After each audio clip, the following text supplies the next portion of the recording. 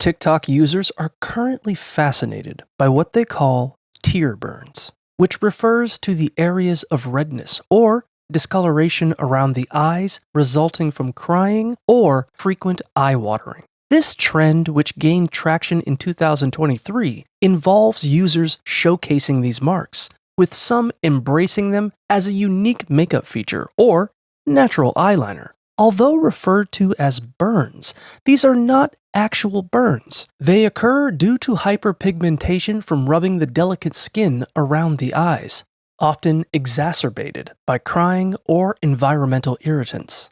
The discoloration can fade with time if irritation stops, but repeated episodes may lead to permanent darkening. Users can manage tear burns by moisturizing the area with hypoallergenic creams and addressing any underlying conditions that cause excessive eye watering.